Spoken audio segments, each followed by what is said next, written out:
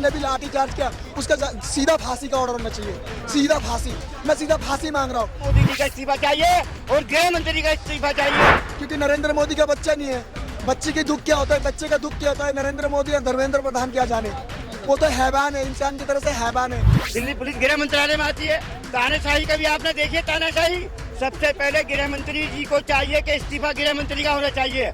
उन्हीं के आधार पर जितने बच्चों की टांग टूटी है, सब फूटे हैं, दिल्ली पुलिस के अंडर में आता है। अभी पेपर लीक होते हैं तो वास्तव में सरकार को उखाड़ फेंकना जरूरी है, इसकी जड़ में जाना जरूरी है। बच्चों के भविष्य के साथ खिलवाड़ नहीं करना। ऐसी रेलें बनाई कि आज मोदी जी की रेल बन गई है। जैसा कि आप लोगों ने देखा, एजुकेशन मिनिस्टर धर्मेंद्र प्रधान ने इस्तीफा दे दिया। आखिरकार जेनजी के सामने केंद्र सरकार झुक गई। तो सर कैसे देख रहे हैं आप, जिस तरीके से धर्मेंद्र प्रधान ने आज इस्तीफा दे दिया, कैसे देख रहे हैं इसको? बहुत अच्छा है जी, बहुत खुशी हो रही है। कम से कम जो है सरकार छात्रों का जो आंदोलन है वो रंग लेके आया। इसमें कहीं ना कहीं थोड़ी सी अकाउंटेबिलिटी तय हुई। इस सरकार को घुटनों पे आना पड़ा। जितनी ये ढीठ सरकार बनती थी, मैं अभी भी इसका नामकरण करता हूँ हमेशा से बेशर्म जनता पार्टी। शुक्र है पहली बार इसको थोड़ी सी शर्म आई है और मैं उम्मीद रखता हूं कि आगे से शर्म जनता पार्टी अपना नाम कर ले और शर्म दिखाते हुए बाकी सारे मुद्दों उनको भी हल करे। जो छात्रों पे बर्बरता हुई थी उनके, नहीं पंखे की जरूरत नहीं भाई, संघर्ष के साथी हैं, कोई नहीं, पसीना बहने दो बहुत है, बहने दो। हाँ, तो मैं चाहता हूँ आगे जो छात्रों पे बर्बरता हुई थी उनके लिए जो जितनी भी अकाउंटेबिलिटी है, जो दिल्ली पुलिस ने बर्बरता करी थी उनके खिलाफ भी एक्शन होना चाहिए, उनके ऊपर भी कार्रवाई होनी चाहिए, तब जाके आंदोलन पूरी तरह सही होगा। लेकिन ऐसा लग रहा था कि इतनी आसानी से इस्तीफा नहीं होगा। जैसे किसान आंदोलन में भी देखा था, 1 साल लगे, तब मोदी सरकार ने कानून को वापस लिया। लेकिन इस वाले प्रोटेस्ट में कुछ अलग देखने को मिला। एक महीने के अंदर ही इस्तीफा दे दिया जेनजी के सामने। कैसे देख रहे हैं? तभी हमारी जेनजी नहीं थी ना साथ में। आज हमारी जो जेनजी खड़ी हुई है, जिसे वास्तव में अपने भविष्य की चिंता हो गई है। और मैं तो साफ कहता हूँ, ये एक भगवान का बड़ा पुराना कथन है ना, जो आसमान पे थूकता है उसका थूका मुंह पे आता है। अभी थोड़ी दिन पहले मोदी जी को आपको याद होगा ना, रील बनाओ पैसे कमाओ। मोदी जी ने सारे युवाओं को रील बनाने के लिए आह्वान करा था। मोदी जी के सारे युवाओं ने आत्मसरण करते हैं, अनुसरण करते हुए ऐसी रीलें बनाई कि आज मोदी जी की रेल बन गई है। और मैं कह रहा हूँ लगातार बनाइए, अब ऐसी रील बनाइए। आपने देखा जैन जी की एक से एक रील क्या टॉप क्लास है। कहाँ से वो आइडिया निकाल के लाए, जो चीज हम सोच भी नहीं सकते थे। इतनी क्रिएटिविटी हमें पता नहीं थी। हम ये जैन जी को कहते थे, अरे यार क्या है, सुस्ती है यार, सारे दिन बिस्तर पे पड़े पड़े मोबाइल चलाते रहते हैं, मोबाइल से क्या क्रांति आती है। लेकिन आज युग चेंज हो चुका है, आधुनिक युग है। आज पता चल गया कि मोबाइल से भी क्रांति आ सकती है। अब मैं अपने बच्चों को कभी मना नहीं करता कि नहीं भैया मोबाइल मत चलाओ। सबने देखा, सबने जाना पहचाना कितनी बर्बरता हुई है। सरकार ने तो सब कुछ छुपाया है, लेकिन इस जैन जी की रीलों ने सब दिखा दिया कि कैसे बच्चों पे बर्बरता हुई, कैसे उन्हें घसीटा गया, कैसे उन्हें कील लगी लाठियां मारी गई, कैसे उन्हें सड़कों पे दौड़ाया गया, किस तरह से उनके खाना पानी रोका गया, किस तरह से उनकी रसद रोकी गई। इस्तीफा देने के बाद सब कुछ ठीक हो जाएगा, क्या लग रहा है? एक सेकेंड अगर ठीक नहीं होता तो उसके बाद फिर से आंदोलन खड़ा करा जाएगा, क्योंकि अल्टीमेटली देश बिल्कुल स्वस्थ राह पे चलना चाहिए, स्वच्छ राह पे चलना चाहिए, सही राह पे चलना चाहिए। हमेशा जिस राज्य की हम कल्पना करते हैं, सबका समावेशी विकास उसमें होना चाहिए। और अगर इसके बावजूद भी अगर ठीक नहीं होती तो ये जैन जी फिर से तैयार है। अब तो इसे पता चली गया, सफलता का स्वाद चख चुकी है ये, अब कोई दिक्कत ही नहीं है जैन जी को। तो देखिए, अचानक से केंद्र सरकार बिल्कुल मूड में आ गई है, लगातार एक्शन ले रही है। तमाम ऑफिशियल्स को उन्होंने हटाया है पदों से, तमाम लोगों को जेल में डाला गया है जो भी इस पेपर लीक के पीछे। कैसे देख रहे, इतना दबाव जेनजी का हो गया सरकार पे? जिनको हटाया गया उनके बारे में मैं एक चीज क्लियर कर दूं। एनटीए के इन्होंने आज सुबह सुबह अखबार में खबर छापी है, 47 अधिकारियों को हमने बर्खास्त कर दिया। लेकिन एनटीए की जो है ना, टोटल जो है परमानेंट जो है वैकेंसी, वो 39 है। 39 में से भी 15 खाली पड़ी हैं। सिर्फ इस वक्त 24 है वहाँ पे मौजूद। उन 24 ने बाकी सारा काम जो है आउटसोर्स करा हुआ है। वो आउटसोर्स वाले बंदे जो हैं उनको हटाया गया है, ना कि एनटीए के अधिकारियों। अगर एनटीए के 47 अधिकारियों को बर्खास्त करते, पूरा एनटीए ही बर्खास्त हो जाता। जो आउटसोर्स कर्मचारी हैं, जो ठेके पे रखे गए कर्मचारी, उनको हटाया गया। उनको हटाने से क्या होता है? खैर कोई बात नहीं है, देर आए दुरुस्त आए तो सही। क्या पेपर लीक होंगे हमारे देश में? देखिए, अगर अभी भी पेपर लीक होते हैं तो वास्तव में सरकार को उखाड़ फेंकना जरूरी है, इसकी जड़ में जाना जरूरी है। बच्चों के भविष्य के साथ खिलवाड़ नहीं करा जा सकता।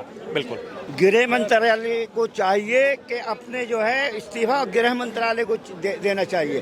दिल्ली सरकार के अंडर में जो पुलिस आती है, दिल्ली सरकार के अंडर में नहीं आती, गृह मंत्रालय के अंडर में आती है। बच्चों की जो टांगे तोड़ी गई हैं, सर फोड़े गए हैं, वो गृह मंत्रालय का फर्ज बनता है। अमित शाह जी का फर्ज बनता है कि वो पहले नंबर पे इस्तीफा अमित शाह का होना चाहिए। अब आप एक अमित शाह के इस्तीफा की? अरे भाई एक बात बताइए, क्या नाम है, बच्चों को तो जितनी भी टांगे टूटी हैं, सर फटे हैं, दिल्ली पुलिस किस में आती है?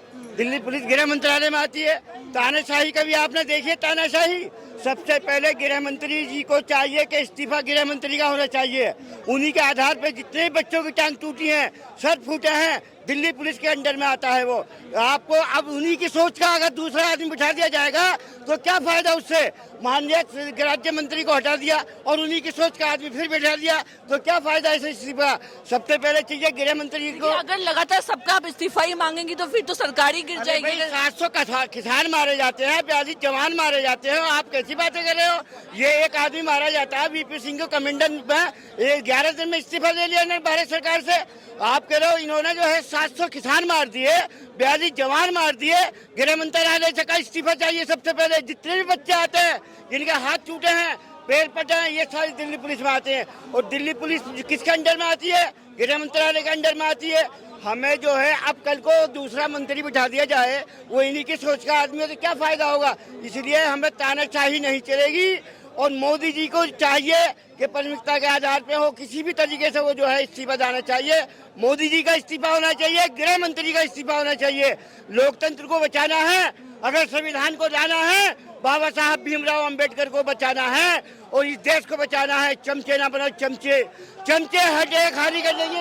और ये शैतान लोग हैं, ये आरएसएस के लोग हैं। ये जब भी कोई मैसेज जाता है, धर्मेंद्र प्रधान का इस्तीफा के बाद आपको नरेंद्र मोदी अमित शाह का इस्तीफा चाहिए। अरे भाई एक बात बताओ, निरहमंदार बेचारे वो दलित नेता था, वो दिमाग को डाइवर्ट करके गृह मंत्री से इस्तीफा मांगते, भारत सरकार से इस्तीफा मांगते, मोदी से इस्तीफा मांगते, उसको दिमाग को डाइवर्ट करके राज्य मंत्री की तरफ मोड़ दिया गया। हमें चाहिए 700 किसान मारे जाते हैं, 42 जवान मारे जाते हैं, 12 साल से बताइए तानाशाही कितनी बड़ी तानाशाही है? कभी आज तक देखा आपने?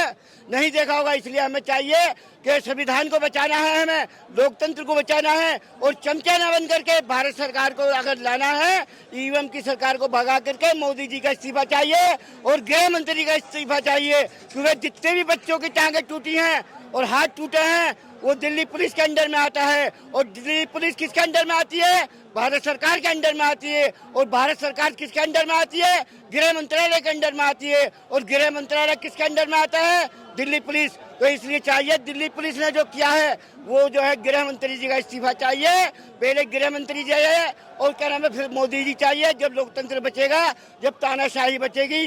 ज्यादा ना बोलते, शुक्रिया, थैंक यू। तो जेनजी के सामने आखिरकार केंद्र सरकार को झुकना पड़ा। ये वही सरकार है जो आसानी से इस्तीफा नहीं लेती है, लेकिन इस बार इस्तीफा धर्मेंद्र प्रधान का हो गया। उसके बाद से लगातार जेनजी में खुशी का माहौल। इस्तीफा से काम नहीं होगा जी। इस इस्तीफा से काम नहीं होगा।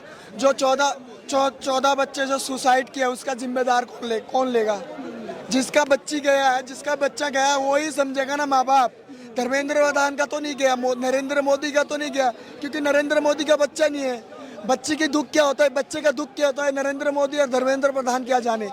वो तो हैवान है, इंसान की तरह से हैवान है। जो 14 बच्चे गए हैं उनके माँ बाप के ऊपर क्या बीत रहा होगा, आप बताइए।